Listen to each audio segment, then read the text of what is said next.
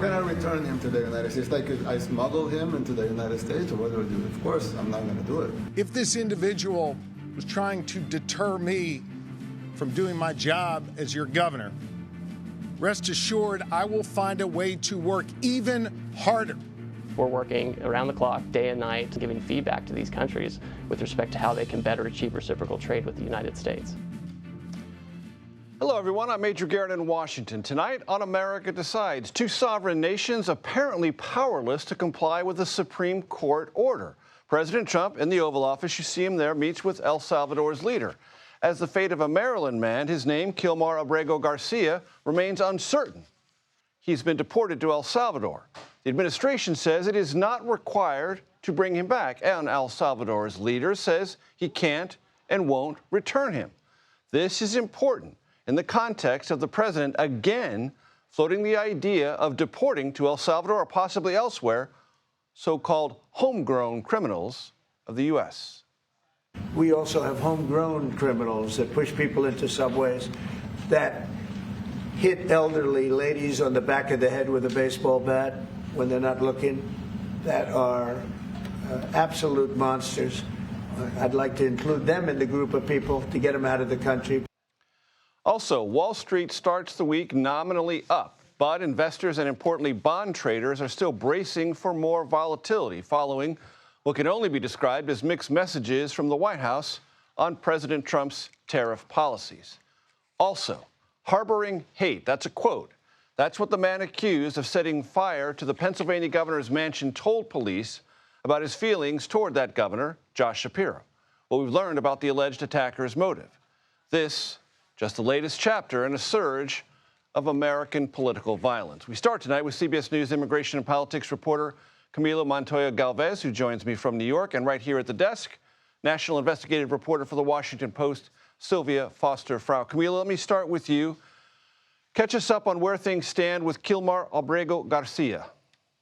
Hi, Major. Well, over the weekend, the Justice Department provided the first known details about Mr. Abrego Garcia's whereabouts since he was mistakenly deported to El Salvador back in March during that high-profile operation that also included deportations of Venezuelans to El Salvador for the purpose of imprisoning them in that notorious Secot prison in that country. We know that the Justice Department has said that this man is alive and secure at that facility, but it has yet to detail any steps that the administration has taken to comply with that court ruling under which it is now bound to take steps to, quote, facilitate, unquote, his return to the U.S. The administration, Major, seems to be taking a legal position that facilitate merely entails the administration taking any steps to facilitate his entry into the country if the sovereign country of El Salvador decides to release him and bring him to the U.S., which, of course, as we now have learned today, it looks like the government of President Nayib Bukele is not inclined to do so. Right, and President Bukele said he's not going to do it, and so that's why I said what I did to open the show. Two sovereign countries saying that they're powerless to do anything to make this court order valid, even though both nations have plenty of powers at their disposal. That's right. And again, it is very unclear under which legal authority the U.S. sent Mr. Abrego Garcia to El Salvador, and also under which legal authority the government in El Salvador is holding him, and whether there's any legal mechanism or any avenue that Mr. Abrego Garcia can exercise to try to contest this allegation that he's a gang member and contest his detention in that Salvadorian prison. Because again, he has not been convicted of a crime either here or in El Salvador. So there's no sentence that he's currently serving. So that is a key element to this discussion, Major. And Sylvia, that's a great point for us to pick up on, because not only has the administration, the Trump administration, branded Kilmar Abrego Garcia a gang member, though there's scant evidence to back that up. There is some suggestion from an anonymous source before one immigration court proceeding that he might have had gang alliances. The president of El Salvador called him a terrorist. And the administration now also has upped the ante from gang member to terrorist. And this declaration, they say, gives them the right to basically ignore all due process rights he might otherwise possess. Yeah, so we've seen this kind of evolving over time, right? Like first you had the meeting with the Salvadoran president and Marco Rubio saying we're going to have an agreement of some kind with this prison. Then you see that same month in February that MS-13 and Tren de Aragua are labeled as foreign terrorist organizations. Now you have in March, these groups of over 200 people that were sent to the Salvadoran prison under the allegation that they're part of this Alien Enemies Act, which goes after Tren de Aragua, which is now a terrorist organization. So we've seen all these elements building over time to try to justify essentially skipping immigration court proceedings and deporting people straight to, or, deporting is the word they use, but really transferring them to El Salvador's prison. And help prison. the audience understand, when asked for evidence, what does the administration typically do in these cases? Yeah, so kind of play dodgeball a little bit, right? Yeah, so, a lot of times they've been saying, including with questions about this entire operation, that they are invoking a state secrets privilege, that a lot of this information has to do with foreign relations and diplomatic relations, and so they can't release it. And when it comes to the actual specifics of evidence, as you mentioned, there was an anonymous person who had said Gilmar was a member of the gang. But apart from that, there's very little, which is why the district judge, has said, like, hey, we need more information here before we can agree that this person, we can override this person's withholding of removal and send them to the place that they're fleeing. And the larger context for this, Sylvia, is something that can be found in the 9-0 court ruling on this, something that was said by Justice Sotomayor, essentially saying that the government's argument implies it could deport anyone or incarcerate anyone, including a U.S. citizen, without legal consequence if it does so before a court can intervene. That's Sotomayor's larger fear about the bigger ramifications of what we're talking about here. Yes, and, I think we're starting to see that, right? I mean, that is the case. If the Alien Enemies Act is legal, right, which is debated, that is what you're allowed to do, is essentially skip immigration proceedings. We even have some examples that have already happened of skipping, people who are on trial for crimes that have then been just immediately swept up and taken and deported and never even have to answer for those crimes. So it kind of goes both ways, right? Like, you can't prove that you're innocent, but even for people who maybe would be guilty, right, they're not actually serving out their full due process, conviction and all of that. They're just getting taken from the United States. And Camila, back to you in New York. It was said today in the Oval Office repeatedly that no one was mistakenly deported, and the 9-0 court ruling was a victory for the White House and the Trump administration. Help the audience get to contextual truth on both of those assertions. Well, just to level set, Major, multiple high-ranking officials at the Department of Justice, at the Department of Homeland Security, including at the sub-agency Immigration and Customs Enforcement, ICE, have testified in court in sworn declarations that Mr. Gilmar Abrego Garcia was indeed mistakenly deported to El Salvador. Why?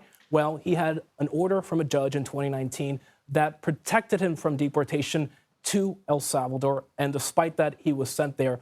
They could have very well sent him to a third country like Guatemala or Colombia, but they sent him to the country, Major, rather, where he alleged he faced persecution by gangs, and they have admitted that they made a mistake in doing so. Our own Camila Montoya Galvez in New York, the Washington Post, Sylvia Foster-Frau, here with me at the desk. Thank you so very much. I appreciate it. Olivia Rinaldi joins me now.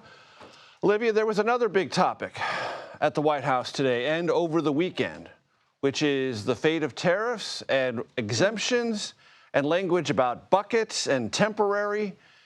I know you cannot sort it all out, but help us try to piece together what we do know. Oh, Major, can anyone sort it out? It's been so much back and forth. It's been difficult to follow. And you'll have different administration officials on different Sunday shows saying different things. So just to level set here, what we heard last week was that there's not going to be a blanket tariff on any of those reciprocal countries, or rather there will be a blanket tariff, that 10% tariff, but those reciprocal tariffs are not going to go into effect. And instead, there's going to be a 145% tariff on Chinese products. Now, about a quarter of the products that come in from the United States to the United States from China are those electronics. So your smartphones, your iPads, any of your TVs, all of those are made in China and then brought here.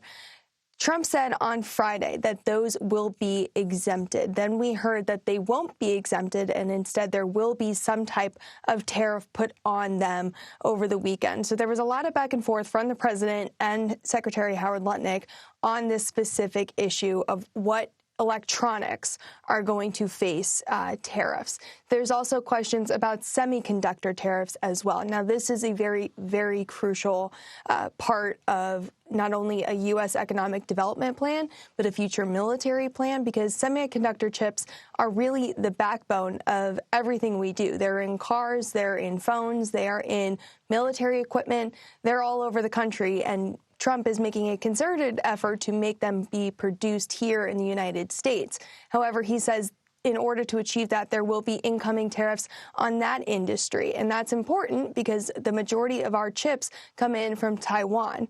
And I know we have talked extensively about the diplomatic, military, and economic importance of Taiwan to the United States, and the fact that they could be facing incoming tariffs on semiconductor chips, quite notable. But I was doing a little bit of research today on specifically how important semiconductors are and why everyone in the world seems to be racing to make them. And over the next 10 years or so, about 108 semiconductor facilities are expected to be built worldwide, the majority of them in East Asia. Only 15 of them built in the United States, and Trump is looking at that playbook, seeing it could potentially be unfair and trying to make some sort of move to get a lot of those manufacturers to make those chips here in the United States. And Olivia, the president, as he is wont to do, took several questions in the Oval Office today. And at one point he said, I'm not going to change my mind, meaning on tariffs and trade, but I am going to be flexible. And then he started to talk about things that he was going to do or intending to do or thinking about doing for the auto industry and auto parts and an adjustment period. Again, adding, it seemed to me, another bit of uncertainty about what actually is or isn't going to be the tariff policy with that industry. Major, I believe you just described what he calls the weave, which is where he starts one place and then moves to a different place and then, kind of touches on other things throughout there. I covered the campaign. You covered the campaign. We're both very familiar with the weave. But it did seem like he was starting to do that. He also mentioned that he had a conversation with Tim Cook and that he's flexible on tariffs. And of course, we know that Tim Cook, the CEO of Apple, that's a huge part of their imports to the United States are electronics, so quite notable there. Trump also said that on pharmaceutical tariffs, those will be coming in the not-too-distant future. A lot of pharmaceutical products are produced not in the United States. They are produced in Europe. They are produced in China, which we learned very much the hard way during the COVID pandemic. Trump appears to have learned from his experience 4 years ago during that, and wants to increase pharmaceutical production here in the United States. But again, it's hard for markets and these businesses to really decide what to do. They still kind of feel like they're in limbo. There's this 90-day pause on reciprocal tariffs and more tariffs coming on China, 10% tariffs on everything. But when specific industries are being targeted and they're not sure when or where or how and in what capacity, it's really hard for the markets and for these businesses to operate in a way that makes money and that is efficient, and that gives them the opportunity to increase their business and their stake in the United States. The tale of the tariffs sorted out as best as humanly possible by our own Olivia Rinaldi. Thanks so very much. I try, Major. And you succeed. Mixed messages on electronics and semiconductor tariffs, just as Olivia described. Next, how the president's words don't always match what his administration says it's doing or intends to do. That's next. You're watching America Decides.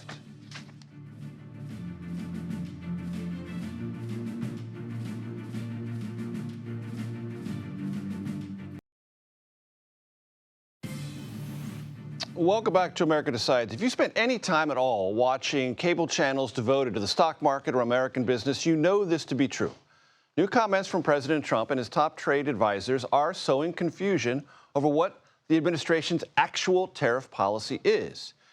That was accelerated when, late Friday, Immigration Customs Enforcement announced that some electronics, like smartphones, laptops, and computer chips, would be exempt from steep tariffs on China. It was actually Customs Border Protection that made that announcement. That was very late Friday.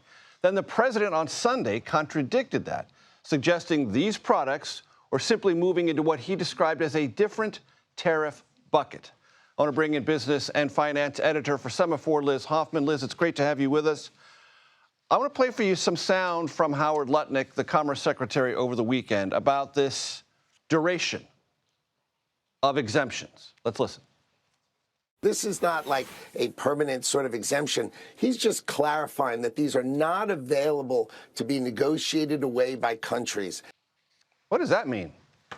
Your guess is as good as mine. And look, the messaging here has been, on your previous segment, you were saying that the president said he wasn't going to change his mind, but he needed to be flexible. And a week ago, it was Treasury Secretary Scott Bessent saying these aren't negotiating. This isn't a negotiating tactic, but they're negotiable. And I'm as confused as you are, and neither of us is trying to run a multinational company and try to figure out what to do with our supply chain. So, look, I think setting aside whether you think this is the right strategy, the tactics are all over the place and are muddying the waters for anyone trying to figure out how to navigate this. And there's a psychology that sometimes flows through market trading of equities, but there's very much less psychology when it comes to the bond market. And you've written in Semaphore about that's the thing to watch, and that's the thing that was most provocative, that caught the president's attention and led him last week to dial back on the intensity of the tariffs. That's right. Most people are thinking about their 401ks and the stock market. And at some point, a tanking stock market does become the government's problem. But that is a ways off. They really pay attention to the bond market, which, is much, much bigger than the stock market and much more important, both in what it can do to the economy and what it tells you about the economy. And what happened last week is that borrowing costs rose very, very quickly. The interest rate on the 10-year Treasury bond had its steepest rise in almost 20 years.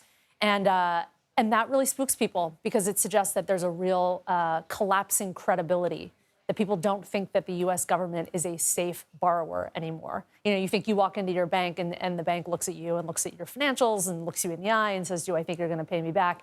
And for almost all of modern history, it's been a no-brainer, people lending money to the U.S. government, and that they decided it was a riskier bet. And it's also a problem because we're spending too much paying that interest. We spend, the U.S. is going to spend more on interest payments than on defense this year. And even people who aren't kind of Chicken Little deficit hawks get kind of queasy at those levels.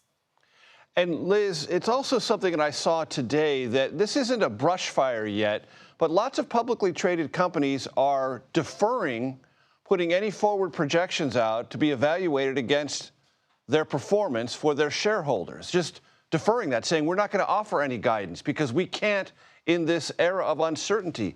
That has to also be suggestive about not only uncertainty, but probably a pullback in future plans that they might have contemplated under status quo circumstances. Yeah, no major company is making a big investment decision today. I can say that with a fair amount of confidence. I think it's just impossible to project. And look, companies, CEOs, the capital class, they have some policy preferences. They would, all things being equal, like taxes to be lower, like tariffs to be lower, but they really want to know the rules of the game. And it makes it incredibly hard to plan and to do the kind of major investments that Trump wants to announce in the Rose Garden, that he really wants to see out of the business community.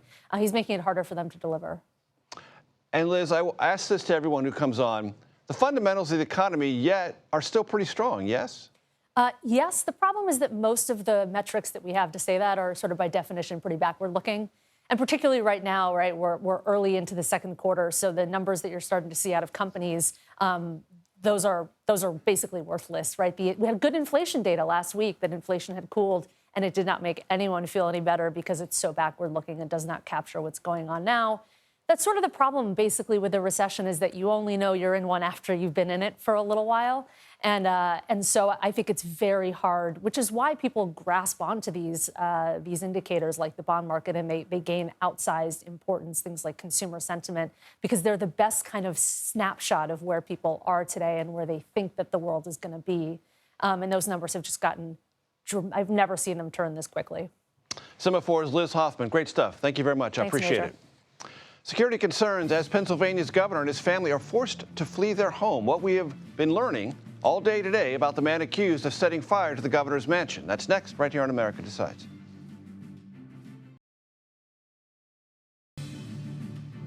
Welcome back to America Decides. The man accused of setting fire to the Pennsylvania governor's mansion told police he was, quote, harboring hatred toward Josh Shapiro, the governor. The man's name is Cody Balmer, and he is charged with many things, among them attempted murder and terrorism. Shapiro had just celebrated the first night of Passover with his family, then put the family to bed when Balmer allegedly, according to the charging documents, broke into the mansion, set it ablaze with Molotov cocktails. Jonathan Greenblatt is the CEO of the Anti-Defamation League, and he joins me now from New York. Jonathan, great to see you. Thanks so much for making time for me. Based on what you know, would you call this a hate crime? Well, Major, it's certainly a case of domestic terrorism. I think it's very clear that this individual who targeted the governor and his family while they were sleeping in their home, the governor's residence, intended to inflict harm on this person. He said, as you mentioned at the top, that he harbored hatred. He wanted to find the governor and assault him with a hammer. This is certainly not normal. For it to be a hate crime, we would need to know that the intent was to target Governor Shapiro because he was Jewish or some other characteristic. I'm not sure that that's entirely clear, but what is clear is that attacking an elected official, attacking someone because of their politics, is demented, and it's domestic terrorism, plain and simple. And for what you and the ADL have been going through the last couple of years, does this raise a kind of sufficient level of anxiety to make you fear whether or not it is, under the actual definition of the law, a hate crime? It's something troublingly adjacent? Oh, absolutely, Major. Let's keep in mind that this happened on the first night of Passover. The governor had hosted some 80 people at the residence celebrating the Jewish festival when we remember that we were once slaves, were brought out of Egypt. And so it's a time that's sensitive for Jews, and it's a time when throughout history there have been attacks on Jewish communities because of their faith. Right here in the United States, just a few years ago, the shooting in Poway, California, where a man burst into a synagogue with an automatic weapon. Thankfully, he didn't, load it correctly and it misfired. Only one person was killed, but many more could have been. And that was 6 months to the day of the attack at the Tree of Life Synagogue in Pennsylvania, when Governor Shapiro was the Attorney General and prosecuted that case. So look, Jewish people are feeling on edge. We've seen a historic rise of anti-Semitic incidents. Frankly, Major, next week we're revealing the 2024 data. It's not a pretty picture. So there's a reason why this resonates. There's a reason why everyone is on edge. Anti-Semitic words, actions have been a topic in large public and private colleges in our country. The Trump administration has taken some very aggressive actions, withholding tens of millions, sometimes hundreds of millions of dollars in federal assistance over this issue. Yeah. Some people have raised concerns that that is coming close to impeding upon free speech on college campuses. What is your perspective? Well, it is absolutely, indisputably true that for some odd 18 months, Jewish students, their civil rights were being not just violated, Major, but trampled upon at some of the most prominent, prestigious universities in the world. We had many examples of their speech being denied, the right to assembly being impeded, and so on. And so, look, it is true that aggressive and bold steps by the Trump administration have taken place. And look, this threat of withholding funds, it is a serious and rightfully rare step. My hope would be that the schools will respond to specific charges, resolve them, and then the funds will be restored. It's also fair to say, Major, that you should be able to protect the civil rights of Jewish students and preserve the civil rights of those who are accused of crimes. That means due process. That means not just sort of legal principles, but democratic norms need to be followed. So I think there's a way to protect the Jewish students and to preserve everyone's civil rights. How do you evaluate the social media postings and some of the gestures from Elon Musk in this broader context, Jonathan? Well, with respect to the case in Pennsylvania, or just more generally, Major? Just more generally. Well, look, I've got to say, no social media platform seems to be exempt from anti-Semitism. I really think all of these services, they're like super spreaders of anti-Jewish hate, and by the way, all other kinds of vitriol and legitimizing political violence. All of that, Major, really needs to be cleaned up. It's X, it's Facebook, it's Instagram, it's TikTok, it's all of them. ADL's Jonathan Greenblatt. Thank you very much, sir. I appreciate it. Always good to see you. Challenging the Democrats, sports analyst, he is that for sure, Stephen A. Smith says to the Democrats, produce someone better, or he just might run for the White House ahead what his political future might be, what a candidacy might look like, and his assessment of the potential star power within the Democratic Party. All of that next. Plus, are Americans on board with President Trump's tariffs, despite pretty consistent market volatility? Well, to answer that, we have some new CBS News polling. That's next also, right here on America Decides.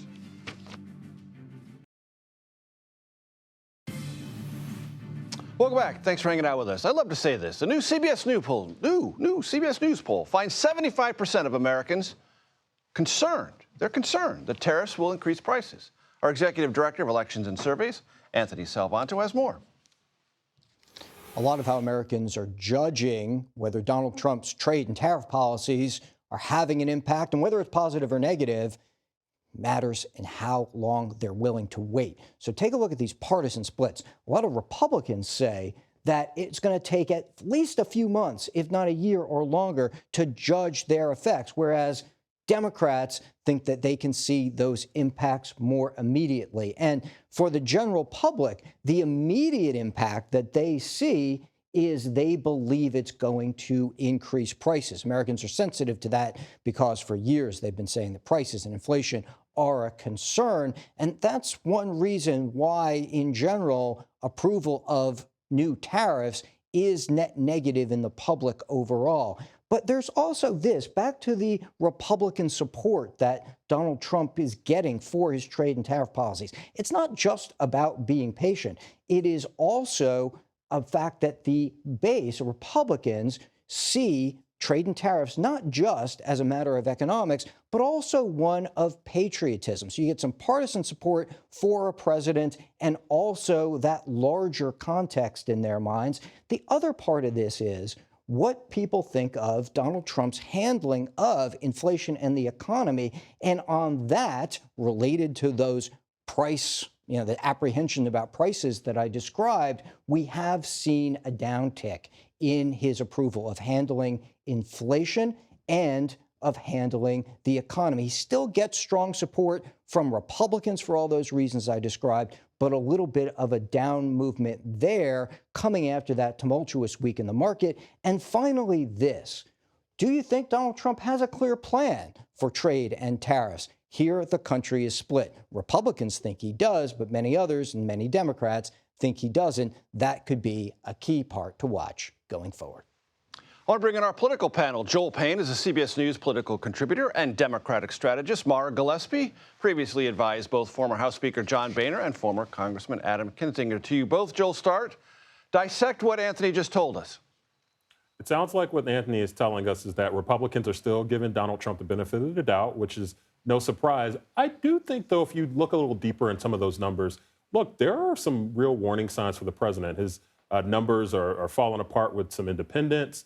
I also think that that question about how long people are expecting the impact of these tariffs to take hold, those are things I'd be watching really carefully if I was in the political office of President Trump. And Mara, how do you think rank-and-file Republicans, Senator House, are digesting those numbers and lots of others that they can find that are similar?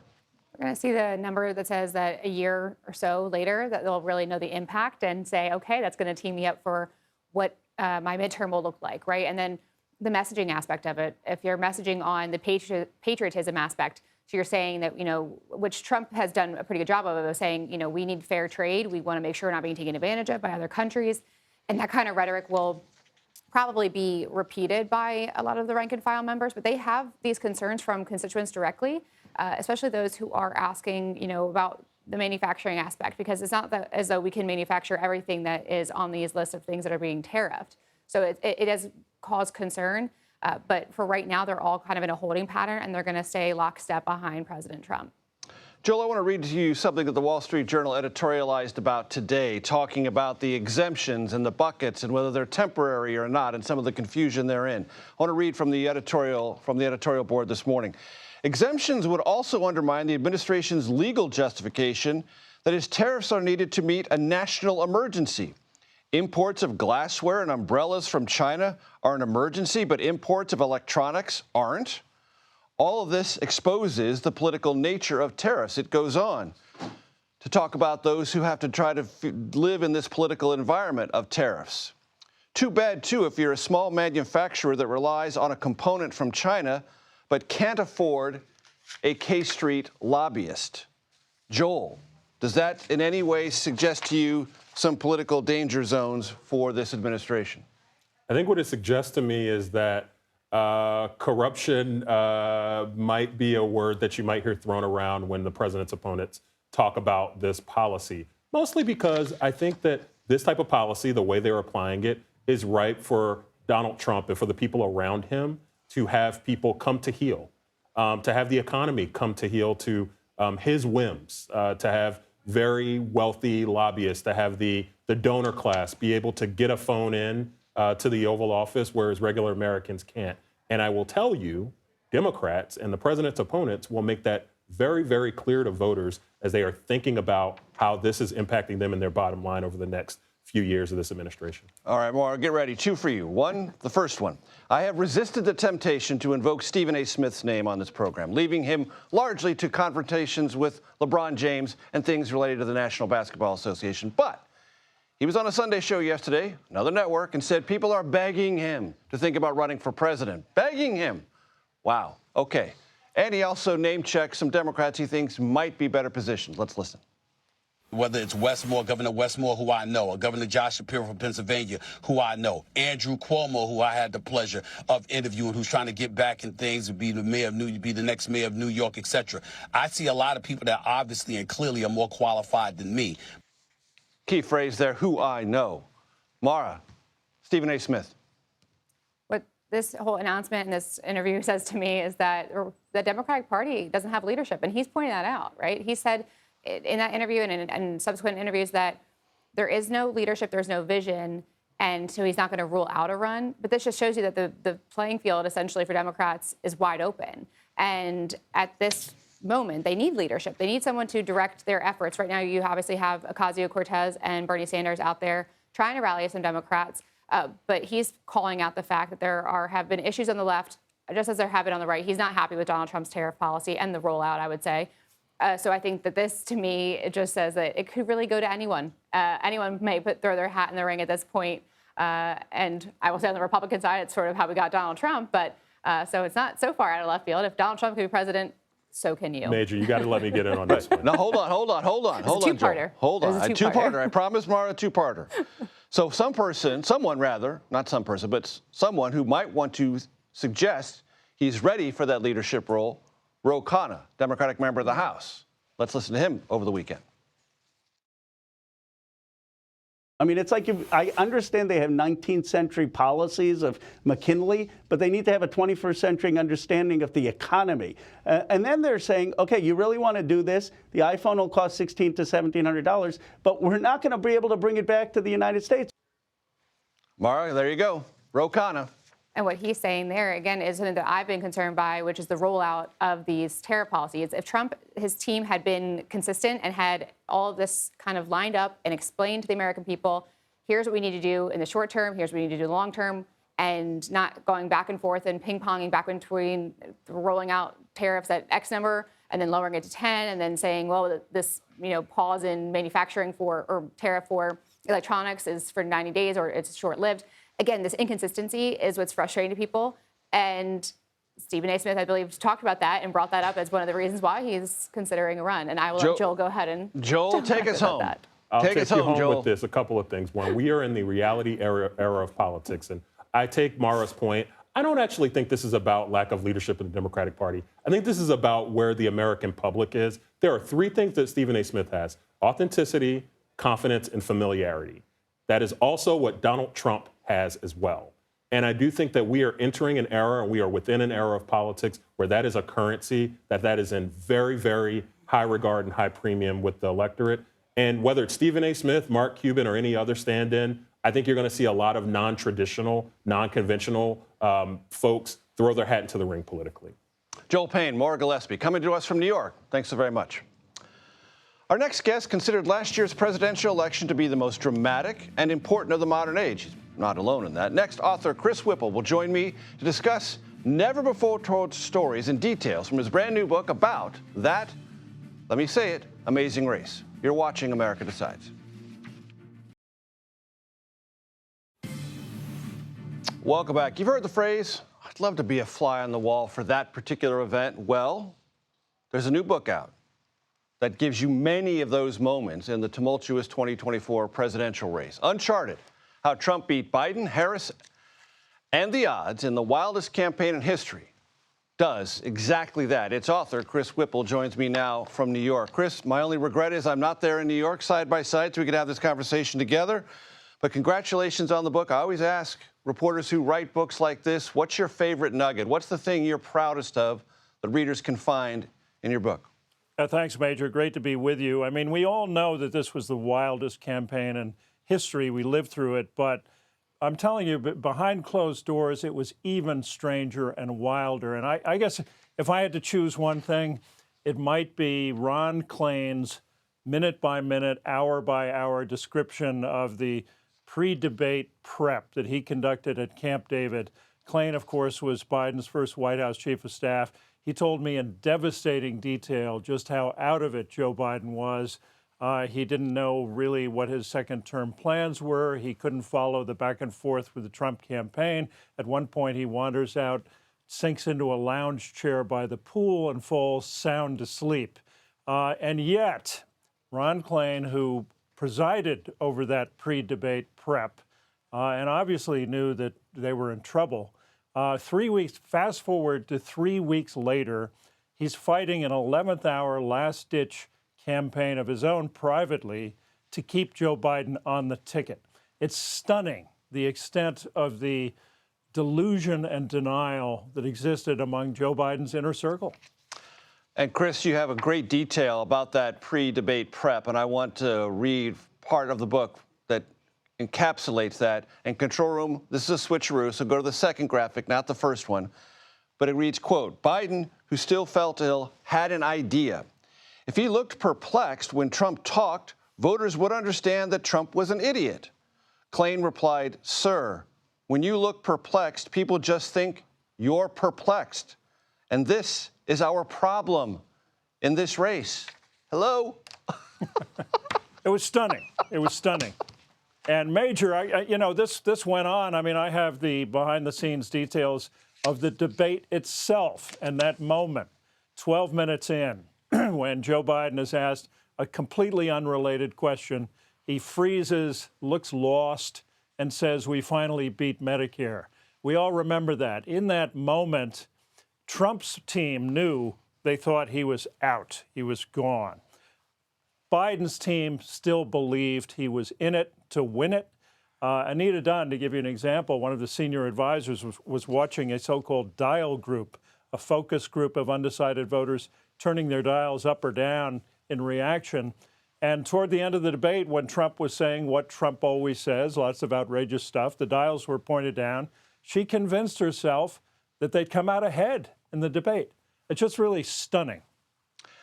I want to read something, and Control Room, this is graphic one. It's from page 203. Not to let everyone know I read to the end of the book, though I did, but it's from Leon Panetta, an important voice, not only with tremendous experience, the highest levels of the American government, but he's very savvy politically. I want to read from this. I think this is really important. Quote, this is without question the Trump era, Leon Panetta said. And it's the Trump era for reasons that are very real out there in the country. And we have got to spend some time really trying to understand the chemistry that produced this era. And where was the leadership that failed to deal with what was happening in the country? Because we now bear the fruit of that failed leadership. Chris? Yeah, I mean, he said it was a failure of leadership all the way across the Democratic Party, but it really began within that inner circle of the Biden aides, and that means Steve Ricchetti, Mike Donilon, Anita Dunn, Ron Klain as well. Joe Biden? And Joe Biden, of course. And it's stunning to me that, everybody knew Joe Biden was too old to run in 2024, much less govern effectively at the age of 86. And yet, not once did any of them take Joe Biden aside and sit him down and say, are you sure, boss? Are you sure you're up to this? From your reporting and your deep experience, Chris, if you were to be asked the question, which I'm going to ask you right now, was this race ever winnable for Kamala Harris? How would you come down on that? I believe it was. I'm not one of those people who say that the tide, the anti-incumbent tide, was irresistible or impossible. I think you have to assume it was. And I think that it was a tall order. Kamala Harris had to somehow be the change candidate in a change election as the sitting vice president. But that moment on The View was just devastating. When she was asked that question, she was prepared for it, and she couldn't answer it. She simply said, I can't think of a single thing. And within hours, that became a devastating Trump campaign ad against her. Game over, I think. And yet, as you report extensively in the book, the Trump inner circle, disciplined, never wavered in its confidence that it would prevail, whether it was Biden or Harris. Yeah, they never doubted it. I spoke to Susie Wiles. I really was able to get to everybody in the inner circle of all three campaigns, Biden, Harris, and Trump. Susie Wiles said to me in unbelievably candid moment, we couldn't believe how bad she was. And I think what she was talking about was when she came out of the convention, Harris did, she'd been strong up to that point, but then she went kind of radio silent. Wiles thought they were doing with Harris what the Biden campaign had done with Biden in 2020, namely hide him in the basement. That this was because they didn't think she was up to it. And to Susie Wiles, that answer on The View was Exhibit A. 1 minute left, Chris. Barack Obama, how does he factor in this? Well, look, the story is Shakespearean. I mean, full of betrayals and intrigue and backstabbing and, of course, ending in a tragedy. And for Joe Biden, the ultimate betrayal, I think, was his feeling toward Barack Obama. They'd had a close relationship. His best friend told me that the thing that bothered Joe Biden more than anything was that Barack Obama never picked up the phone in those final days and said, geez, are you sure you're up to this, Joe? Chris Whipple, what I can say most is well done and congratulations. Thanks for being with me. Thanks, Major. Great to be with you. Our very own Gayle King is back on solid ground tonight after being part of a historic flight to space this morning. Liftoff. New Shepard has cleared the tower. The moment she blasted off on a 62-mile journey aboard Jeff Bezos' Blue Origin rocket. About 11 minutes later, she and the rest of the all-female crew landed safely in West Texas. Although Gayle's trip to space and back lasted less than 1/4 of an hour, it had a life-altering impact on our beloved CBS Mornings anchor and friend. It just says to me, if I can do this, I was telling these guys, I might even now get my ears pierced. I've never gotten my ears pierced because that hurts. But I walked out of there thinking, gosh, I can do anything. I can do anything. Aww. And when you get out and they say, welcome home, never felt and sounded so good. Touch the stars, then pierce your ears. That sounds like a pretty good combination, right?